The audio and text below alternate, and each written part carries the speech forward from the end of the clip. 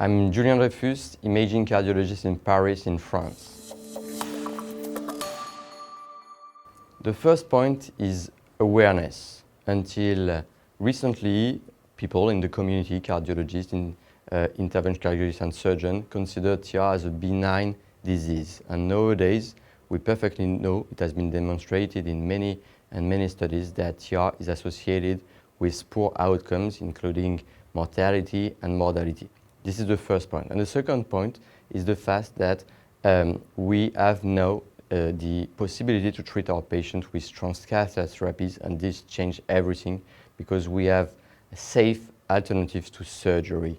So these are the two reasons to explain why things are moving so fast.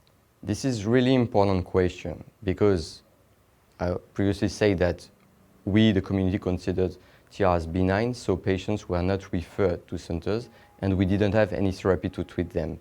But now we have to be aware of the fact that patients are really referred too late. And when I mean too late, it means that even if you treat those patients safely and efficiently at discharge, then the outcome is still bad. So the main answer would be that patients should be referred very early in the course of the disease. And what means early? It means before end organ damage, including RV dilation and dysfunction, liver or kidney failure. So we have to refer patients earlier.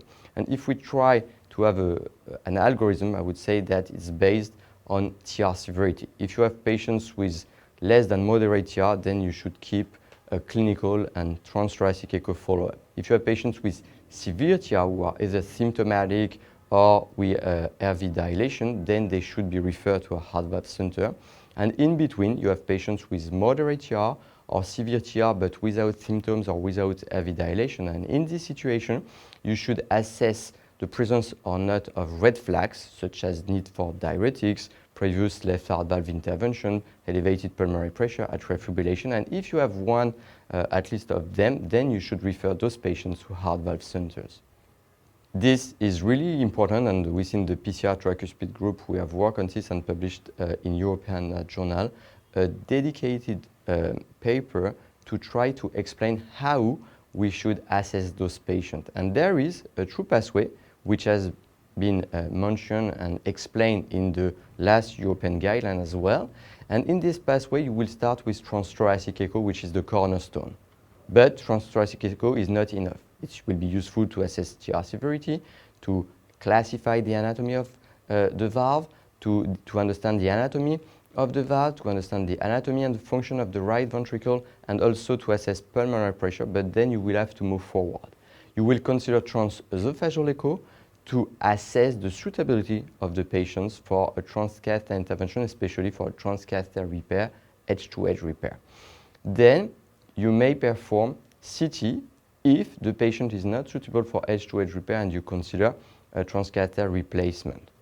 Right heart catheterization is also mandatory because we are not good with echo to assess pulmonary pressure, especially when you have laminar TR, meaning massive or torrential. And in those situations, right heart catheterization is the only way to accurately assess pulmonary pressure and also to define if there is a precapillary hypertension that will justify another dedicated management.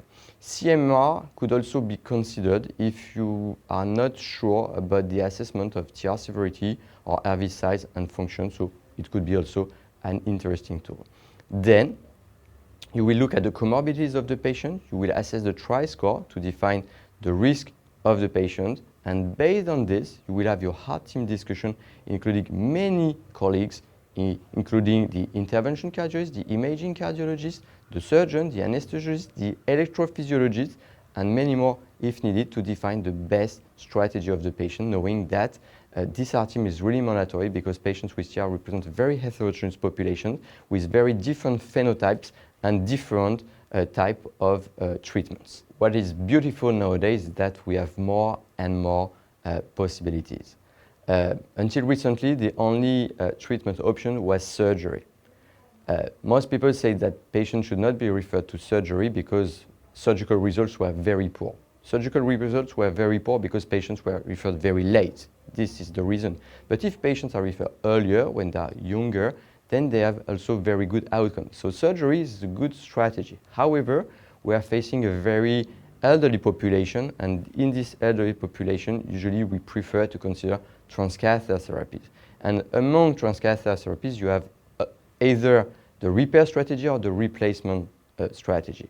Like for surgery, we should always prefer repair strategy whenever feasible if we are able to predict the fact that after the intervention, we'll be able to achieve the best result. What is the best result? What we have demonstrated is that patients with mild to moderate or lower TR have a good outcome, meaning that if we can predict that we will achieve mild to moderate or lower residual TR after edge-to-edge repair, we should consider this strategy. If not, we may consider transcatheter replacement options. There are also different other heterotopic options or spacers, but I would say that mainly we should focus on transcatheter either repair, meaning edge-to-edge repair, or transcatheter replacement. But as I previously said, we are very lucky because there is such excitement in this field that much more is to come.